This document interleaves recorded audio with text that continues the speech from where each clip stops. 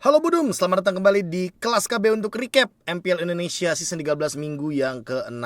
Ini gua rasa minggu yang ke-6 ini banyak banget kejadian yang mungkin kalau kata Bude lagi-lagi ya unda-undi. Kalau gue bilang mungkin ini kayak makin unpredictable. Kalau Mirko bilang MPL minggu 6 ini kayak absolute cinema.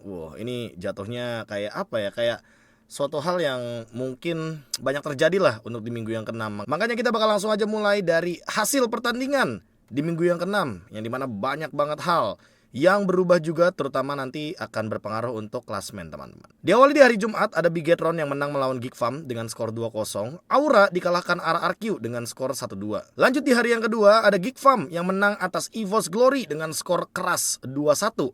Rebellion yang menang juga melawan Dewa 2-1 dan Onyx yang menang atas Alter Ego dengan skor 2-1 juga. Dan ditutup di hari Minggu ada Dewa yang dikalahkan oleh Onyx dengan skor 1-2. Pembalasan dendam pun terjadi. Alter Ego yang kalah dari Bigetron Alpha dengan skor 0-2 tanpa balas. Dan juga RRQ Hoshi yang menutup minggu ini dengan 2 kemenangan penuh. Dan 2 kemenangan penuh tersebut, yang pertama dari Aura, yang kedua dari Rebellion dengan skor 2-0. Sekaligus semua standings berubah total. Mungkin cuma Bigetron Alpha kali ya yang gak bergerak sama sekali. Aura itu juga gak dapetin poin sama sekali, jadi dia bakal stay di urutan yang ketiga. Onyx naik lagi di urutan yang kedua. RRQ loncat dari urutan yang ketujuh hingga urutan yang keempat. RRQ loncat indah dari urutan yang ke-9 naik ke urutan yang ketujuh, terus naik lagi ke urutan yang keempat. Rebellion turun 1 peringkat, mereka sekarang ada di posisi yang kelima. Geek Farm ada di posisi yang ke-6. Alter Ego ada di posisi yang ke-7. EVOS Glory di posisi yang ke-8. Dan juga Dewa United Esports yang berada di posisi yang ke-9. Kalau misalkan teman-teman mungkin pengen gue berkomentar sedikit ya atas klasmen yang mungkin sedang terjadi, fokus gue tuh cuma ke 2 tim. Yang pertama adalah Geek Farm. Udah pasti Geek Farm ini bakal gue fokuskan banget. Kenapa? Karena dia ini dalam keadaan papan tengah, tapi dia tuh minus 5. Jadi sebenarnya poinnya tuh lumayan berbahaya kalau misalkan ada disusul sama tim-tim yang ada di bawah-bawahnya itu loh. Dan yang kedua adalah Rebellion Esports. Karena walaupun berada di posisi papan tengah, tapi minusnya ini benar-benar mirip sama tim-tim yang ada di papan bawah. Jadi jatuhnya dia juga cukup berbahaya. Karena kalau misalkan kesusul sedikit nih, kesusul 1 atau 2 poin untuk match poinnya, net game winnya ini sangat-sangat bisa membuat Rebellion Esports itu turun ke bawah. Jadi untuk 2 tim yang ada di urutan kelima dan urutan ke-6 kayaknya harus lebih berhati-hati. Karena jatuhnya kalau misalkan kalian terus menang 2-1 tapi kalahnya 2-0, kayaknya kemungkinan besar kalian bisa ditarik oleh 2 tim lain nantinya yang ingin rebutan tempat di placement 5 dan placement 6. Dan sekian aja kalau misalkan kita ngomongin klasmen. Dan seperti biasa kita bakal ngomongin recap. Bakal gue kasih 9 klip yang mungkin bisa kalian implementasikan di rank games. Lagi-lagi ya gue ngomongin kita belajar dari MPL, mungkin kalian bisa implementasikan di rank games kalau misalkan emang ada kejadian atau decision yang bisa kalian lakukan gitu loh. Dan sesuai dengan janji gue, kalau ngomongin soal standings yang lebih pasti lagi kayak chance to playoff dan segala macam, itu bakal gue coba implementasikan nanti di minggu yang ke-7 setelah hari yang ketiga. Dan mungkin videonya bakal ada di weekday, mungkin hari Rabu abis vlog ya kan, karena kan jadwalnya kan biasanya Senin recap, Selasa vlog. Nah Rabu ini gue kadang entah MPLPH, recap MPLPH atau recap MPL-MPL lain atau browsing.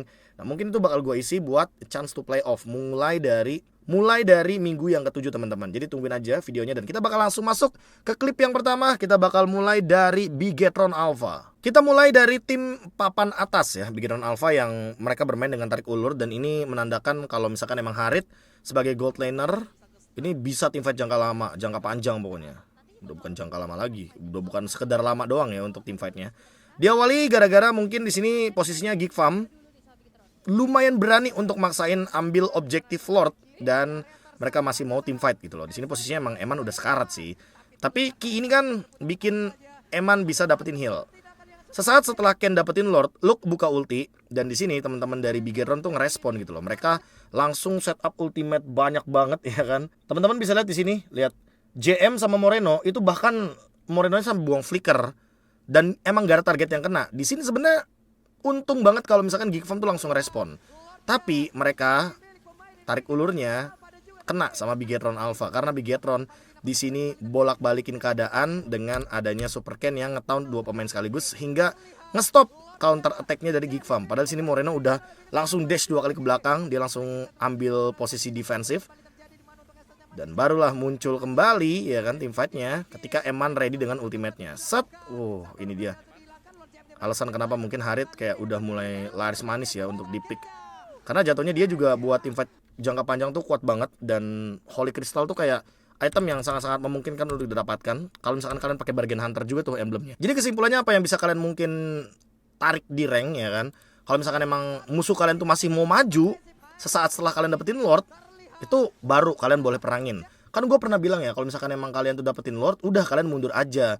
Jatuhnya kalau kalian tuh maksain perang, takutnya kalian kalah teamfightnya.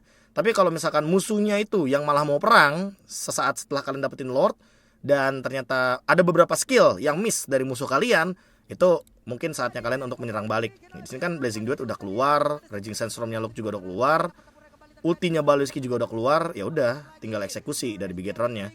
Karena jatuhnya permainan tarik ulurnya berhasil dijalankan sama Bigetron, teman-teman.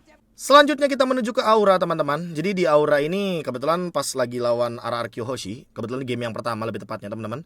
Ini adalah momen di saat RRQ Hoshi itu lagi mencoba untuk membuka vision sejauh mungkin. Tapi di sini karena emang pemain-pemain Aura kan metodenya pick off ya. Dia bawa Chow buat Yaoi. Mereka tuh makan depannya dulu. Dan kebetulan Aran tuh langsung motong ke belakang. Nah, sesaat setelah Arannya motong dan dapetin informasi bahwa udah banyak banget flicker yang keluar, di sini Aura langsung eksekusi dari belakang. Dan Yehezkiel datang bareng sama Kabuki, eksekusi semuanya, serta ngejauhin Irat yang emang bisa ngelakuin defense agar dia tuh nggak bisa recall.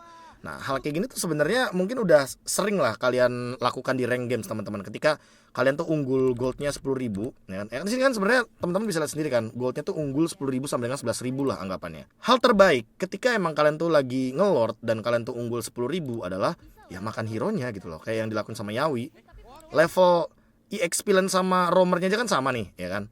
Jadi kalau kalian lagi unggul, apalagi unggulnya 10.000 dan kalian mau all in ke lord, menurut gua kalian harus belokin target kalian tuh ke target hero yang bisa dimakan. Kayak contohnya kayak gini, ketika downnya tumbang, otomatis kan ya RRQ harus milih mundur gitu loh.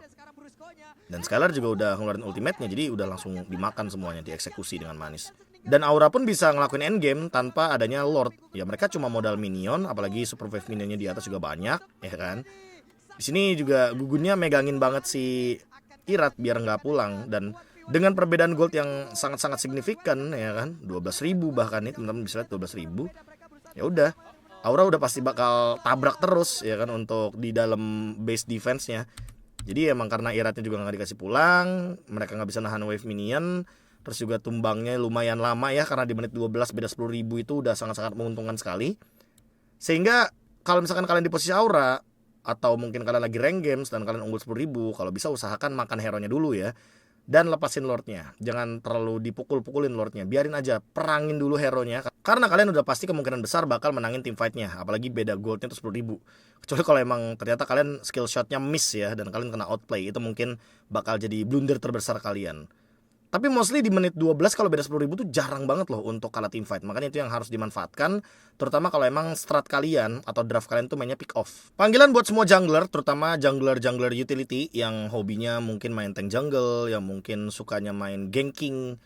Nah ini ada movement yang lumayan cocok dan bisa kalian implementasikan untuk di rank games, terutama untuk di early sampai mid game. Kenapa gue bilang early sampai mid game? Karena rotasi ini cocoknya kalau misalkan udah mulai keluar tuh battle spell satu-satu. Ya contohnya di sini Cadera nggak punya flicker, dan kebetulan Fluffy ready flicker, Annabelle juga ready retribution, dan posisinya di sini Cadera tuh udah kelihatan duluan di bagian top lane, dan yang di mid lane Aboy juga show. Jadi jatuhnya kayak mereka tuh ngelakuin 3 move di tempat yang berbeda.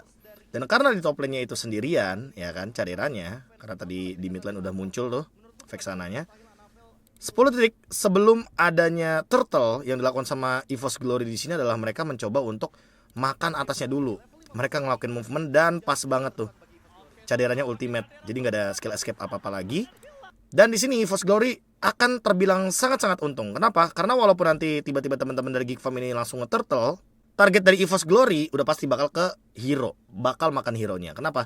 Karena posisinya di sini teman-teman kalau misalkan udah ngelihat Caderanya tumbang, dia sebagai damage dealer kan pasti bakal kurang damage-nya buat Geek Farm. Dan sementara itu Geek Farm dengan team fight berempat lawan 3, di sini mereka pun nggak mendapatkan trade yang sepadan. Lihat, Dreams-nya masih hidup, Dreams-nya juga nggak tumbang, ya kan? Luke sampai keluar flicker. Alhasil Geek Farm jadi nggak ngedapetin apapun. Yang dimana sebenarnya Geek Farm tuh bisa nge-trade nggak dengan point kill, nggak harus dengan point kill gitu loh. Mereka tuh bisa nge-trade dengan objektif turtle, tapi ternyata mereka juga nggak nge-trade dengan turtle, sehingga di sini EVOS tuh untung banget gitu loh. Mereka udah dapetin point kill di atas, mereka bisa dapetin objektif lagi, take overnya juga gratis, dreamsnya nggak tumbang, bottom lane bisa di-push.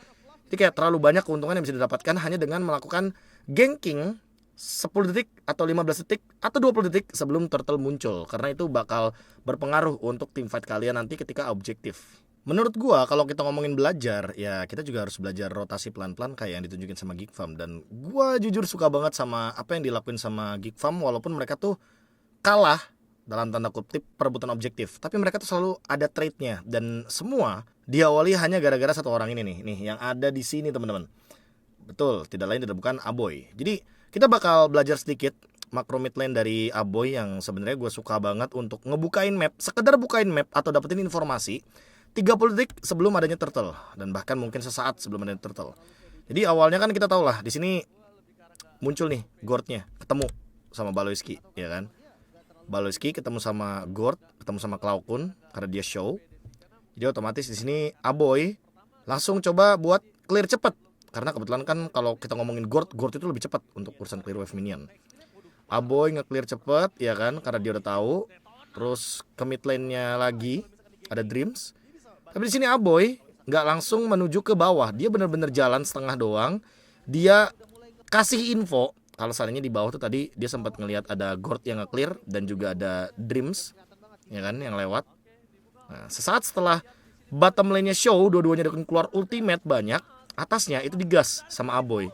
Aboynya langsung rotasi ke atas dia, dan Aboy di sini juga tahu gitu loh kalau di atas tuh cuma berdua, makanya mereka tuh langsung ngerespon dengan makan yang berduanya aja. Ngapain perang kalau misalkan 3 lawan 3, apalagi keadaannya ada Gord, ada Chip. Itu udah pasti bakal kayak apa ya, kayak cuma jadi trade kill yang nggak sepadan lah sama objektif yang ditukar. Sementara dengan Aboy yang tadi dia rotasi ke bawah tapi tiba-tiba dia rotasinya ke atas ya kan, itu udah pasti bakal matahin setup dari EVOS Glory yang udah ready untuk ambil setup objektif. Dan di sini ya udah tinggal eksekusi aja. Fluffy-nya tumbang, Annabelle-nya tumbang, dan Dreams menurut gue emang decision dia lumayan ngambil resiko di sini. Sebenarnya dia bisa buka portal, tapi kalau dia buka portal keadaannya kayak gini, yang ada dia store nyawa doang teman-teman. Makanya di sini movementnya Dreams sangat-sangat disayangkan ya untuk bisa melakukan sebuah gerakan seperti ini. Jadi mau nggak mau kayak harus lebih apa ya, harus lebih aware sebenarnya sama rotasi mid lane ketika berada di turtle yang kedua, karena jatuhnya ketika mid lanernya join team fight turtle dan mid laner lawan lagi repot di bawah, otomatis karena kuantitas dari segi output damage-nya berbeda, ya kemungkinan besar yang hero-nya lebih banyak dia lebih ready gitu loh untuk team fight. Dreams di sini menurut gue decisionnya ya udah kayak pasrah aja, dia juga udah ngerasa waduh gue salah movement nih. Kalau misalkan dia buka portal di situ, oh yang ada dia malah makin menambah masalah baru gitu loh teman-teman. Panggilan buat mungkin rata-rata roamer yang suka mainin roamer dire hit ya, terutama roamer damage pada intinya, yang mungkin sukanya mainnya Selena, Novaria, Saber roamer, pokoknya roamer spesifik yang lu tuh suka banget pakai item roamer dire hit. Mungkin kalian tuh harus melihat referensi gameplay dari Dewa, karena klip ini akan menuju ke Dewa. Sesudah lebih tepatnya, sesudah turtle didapatkan, ini tuh perang dari Dewa tuh menurut gua adalah perang terbaik untuk roamer dire hit gitu loh. Terutama kalau dire hit roamernya tuh nge-clear di bawah nih, lu lihat tuh Drian selalu ngelakuin clear di lane jauh. Makanya nggak heran sih kalau misalkan dia bawa Angela, dia bawa hero-hero dire hit yang kayak Novaria atau hero-hero yang sejenisnya, itu udah pasti dia tuh punya item, dia tuh punya damage gitu loh. Dan itu yang mungkin harus diperhatikan untuk semua pengguna roamer yang pegang dire hit ya kan. Dan dia buka ultimate di mid lane, dapetin informasi, Akai ngejepit ke sana ya kan, ke Baxia, dapetin turtle. Naga sama Angelanya udah ulti, dan di sini Drian benar-benar jaga posisinya. Kenapa Drian jaga posisi? Karena sebenarnya di sini dia pun berperan sebagai damage dealer, dan karena posisi di belakang, team fight-nya ditarik ulur, nah, karena emang Karsnya juga sama Swallow udah ultimate ya. Jadi perangnya buat perang panjang tuh enak gitu teman-teman. Continuous team fight-nya bagus. Dan jatuhnya karena dia tuh hero range, jadi kayak punya kapasitas tersendiri gitu loh dari Dewa untuk ngelakuin dealing damage dari jarak yang sangat-sangat aman. Dan kalau emang kalian tuh merasa kalian sebagai roamer yang memang punya kapasitas ngedamage tinggi tapi kapasitas untuk bertahan hidupnya kecil, ya hal yang terbaik yang bisa kalian lakukan adalah yang kayak Drian lakukan gitu loh. Nge-clear lane jauh, berharap kalian gak di solo kill lah. Pokoknya kalian jangan sampai kena solo kill karena itu akan sangat berpengaruh untuk tim kalian. Ngebuka ultimate di timing yang ada teamfight besar atau buat matahin setup lawan. Ketika emang lawan tuh kelihatan di mana, kalian mungkin bisa buka ultimate. Dan kalian kalau bisa jaga posisi, jangan sampai kena XP laner atau kena tank jungler. Karena sekalinya kena tank jungler atau XP laner, rata-rata kalian gak bakal bisa escape sih buat hero-hero roamer damage gitu. Apalagi kalau jungler tank ya, itu udah pasti bakal dipegangin tuh. Bermainlah seperti Drian kalau emang kalian suka mainin roamer dire hit. Jangan sampai kalian yang mati duluan juga gitu loh. Karena damage-nya tuh ada di kalian juga. Kalian tuh pemegang dire hit, dan dire hit itu sangat-sangat penting untuk posisi-posisi yang memang krusial ketika memberikan damage. Tadi adalah klip untuk Dewa, sekarang kita ke klip untuk Rebellion-nya teman-teman. Yang dimana Rebellion ini bermain dengan metode pick off. Dan mereka bawa Franco, jadi menurut gue dengan membawa Franco ini harusnya menjadi angin baru lah buat nanti ke depannya untuk MPL Indonesia. Karena kan gold laner kan lagi kayak di tengah-tengah dan di marak-maraknya perubahan banyak banget nih teman-teman, ya kan. Diawali gara-gara di sini Audi TZ show off, ya kan? Dia show off langsung ke rumput yang penting. Dan di sini sebenarnya ini krusial banget nih rumputnya teman-teman. Karena kalau kalian tahu ya, kalau kalian lawan Franco, rumput ini kalau bisa kosongin aja. Karena rata-rata pemain Franco tuh bakal nungguin di sini teman-teman, dan hook ke sini akan sangat mudah sekali bagi pemain Franco manapun. Kalian mau nonton Franco siapapun, mostly ini bakal jadi rumput yang berbahaya kalau misalkan kalian berhadapan sama Franco. Makanya di sini Kimura coba untuk jaga-jaga posisi, ya kan, jaga-jaga di posisi yang paling belakang karena biar cari info aja. Hingga akhirnya dia repositioning, ngeri juga soalnya lama-lama kalau misalkan berhadapan sama Franco di rumput tersebut. Makanya di sini Dewa ngosongin rumput tersebut. Tapi Audi ternyata tuh menyiapkan plan lain gitu loh. Dia nggak mau ngehook ke sini, tapi dia malah ngehooknya antara ke sini dan ke sini. Dia kayak ya jatuhnya punya dua target lah, punya Gary dan juga yang ada di rumput sini. Hingga akhirnya ketika Audi langsung blind hook ke rumput kecil, ya kan. Sesaat dia blind hook ke rumput kecil, hop, ya kan. Drian kan dapet tuh informasinya, udah Iron Hook. Nah makanya case-nya berani ke sini. Karena udah ada informasi Iron Hook, dan Kimura coba buat cari informasi lagi nih. Mana nih member Rebellion, ya kan? Tapi Audi di sini ngeliat Kimura kan. Audi ngeliat Kimura datang ke rumput sini. Set. Audi tahu dong karena tadi kan ada beberapa detik dia tuh cooldown untuk Iron Hook-nya. Case di sini jatuhnya kayak berkamuflase jadinya dari Kimura yang ada di sini, dia ke sini, dan akhirnya Audi milih ke rumput sini. Set. Tapi Kimuranya keluar. Pas banget. Ini kalau Kimura stay di sini teman-teman, Audi bakal ke cancel for sure. Tapi karena di sini Drian ketarik dan gak ada respon dari Dewa, Driannya mati. Perangnya langsung dipegang sama Rebellion. Rebellion pegang kendali team fight. Mereka main front to back, ya kan? Karena dia juga udah cukup damage-nya di sini. Mereka perangin terus, mereka makan hero hingga akhirnya mereka ngelakuin end game tanpa perlu Lord. Lihat. Di sini kasih efek slow. Case-nya dimatiin, Gary-nya juga ditabrak, ya kan? Karena Swallow-nya udah punya ultimate lagi. Tuh. Nggak dikasih pulang pokoknya mah. Satu fatal mistake yang dimaksimalkan. Padahal kalau misalkan Kimura di sini nggak keluar dari rumput, ya kan? Ini gue kalau di posisi ini kayaknya juga bakal berpikir demikian sih. Audi ngelihat si Kimura dikit, ya kan? Dan vision dari Drian-nya juga nggak cover. Hingga akhirnya ya udah di all in, diganyang aja Drian-nya. Karena kebetulan Kimuranya ngegeser sedikit tadi, dan dia kan nggak bisa ngelewatin tembok ini. Kecuali dia pakai flickernya untuk ulti gitu loh, untuk cancel Drian. Nah, baru di sini gameplaynya buyar, setupnya buyar. Dan itu yang mungkin bisa kalian lakukan juga kalau lagi rank games gitu loh. Kalau emang kalian tuh ngelihat satu hero, ya kan, pindah dari satu bush ke bush yang lain, kalian pemain Franco udah makan aja dari depan ke belakang. Karena menurut gue kalau Franco di rank games juga harusnya nggak terlalu berpikir panjang ya untuk late game. Karena rata-rata marksman di late game udah punya damage, jadi kalian mungkin bisa maksimalkan ketika memang kalian berada dalam posisi yang kayak Rebellion gini gitu loh. Makan aja depannya, gak usah ragu. Klip ini mungkin hanya akan menjadi alasan kenapa Harit harusnya bakal termasuk ke dalam tier S. Terserah berapa S-nya, pokoknya dingin banget di atas, ya kan, untuk gold laner. Karena memang ya kalau misalkan kalian melihat faktanya, Harit udah di buff 5 kali total sama Muntun teman-teman. Dan magic damage-nya kan gak kira-kira untuk di early game. Dan kalian bisa lihat sendiri di pertandingan Onyx lawan Alter Ego. Di sini team fight-nya benar-benar dikendalikan sama Nino. Dia awalnya dapetin 3 point kill. Dia dapetin snowballing juga di early game-nya. Cukup stabil lah ya. Dan untuk team fight jangka panjangnya dia oke banget. Di sini dia ditangkap, ya kan. Tapi masih tahan dulu ultimate-nya, dia tahan sampai bouncing ball. Gak akhirnya dia buka ultimate, dia lawan 4 pemain Onyx. Dia pegang satu-satu. Dan hingga akhirnya di sini Kairi dipukul mundur, Sans juga dipukul mundur, semua dipukul mundur sama Nino. Bener-bener Harit kalau buat tim fight lama itu enak banget. Dan di sini walaupun diperangin lagi ya sama Kibo ya, buka ulti masih berani buat Ninonya. Dikejar ceweknya.